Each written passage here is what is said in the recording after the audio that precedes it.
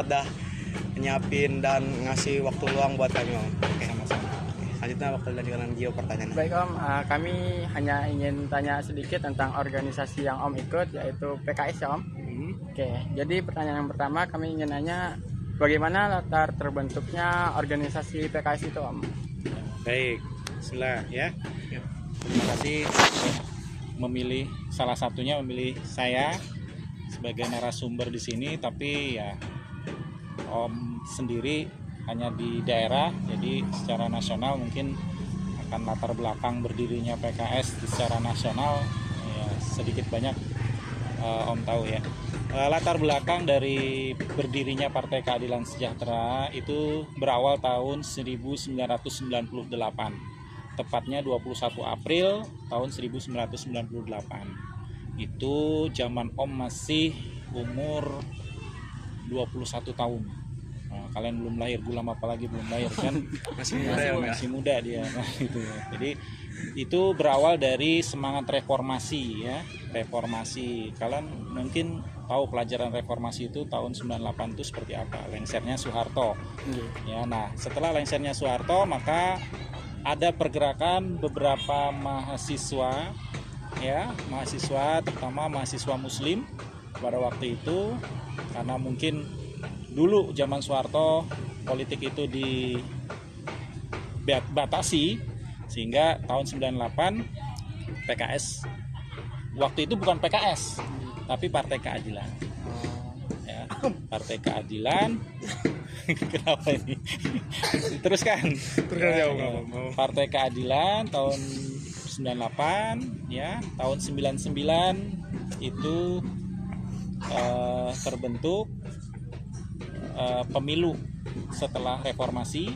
Tahun 99 itu awal pemilu pertama ya setelah reformasi, sehingga kita PK waktu itu sebelum PKS Partai Keadilan ikut konstitusi atau ikut berpartisipasi dalam perpolitikan Indonesia.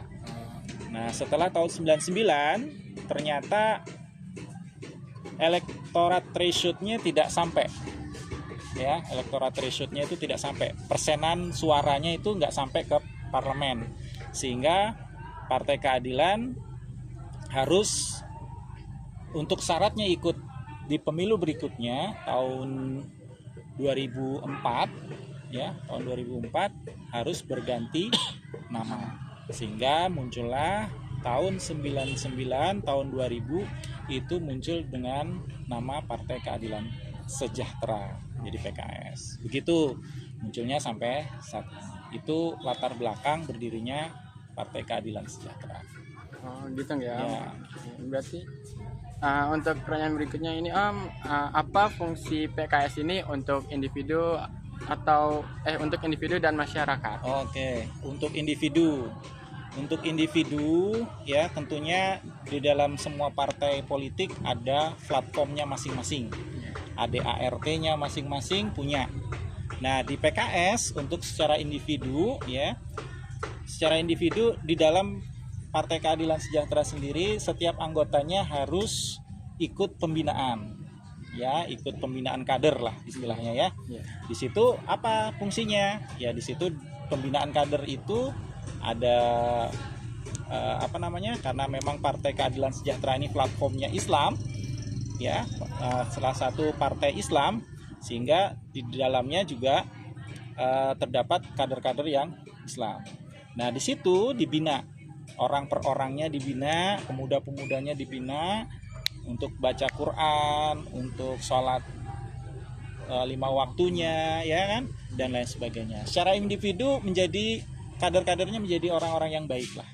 Jadi orang-orang yang baik, yang taat pada agamanya, taat pada Islam, ya, sehingga dari situ ya, manfaat individu itu akan disalurkan kepada masyarakat. Ya, ketika kader-kadernya sudah terbina baik, ya, secara platformnya, secara keislamannya, maka kebaikan-kebaikan yang individu tadi disalurkan kepada masyarakat. Contohnya kebaikan-kebaikan itu ya ketika bencana alam ya, masyarakat yang kesusahan ya dibantu. Nah, terus masyarakat yang berkeinginan hukumnya ditegakkan, ya, maka kita bantu dari PKS ini. Seperti itu mungkin ya. Dan banyak lagi manfaat-manfaat lainnya dalam Partai Keadilan Sejahtera. Jadi dari individu yang baik, individu yang bermanfaat ke masyarakat luas. Oke, baik Om. Untuk pertanyaan yang terakhir, bagaimana tahapan perkembangan PKS ini Om? Ya, tahapan perkembangan PKS hingga saat ini tentunya yang lebih signifikan itu di tahun 98 ke 99. Ketika itu Partai Keadilan bertransformasi menjadi Partai Keadilan Sejahtera, sehingga ketika Partai Keadilan Sejahtera ini sampai di saat ini, ya, sampai 2025 masih ikut dalam konsistensi keikutsertaan dalam pemilihan umum.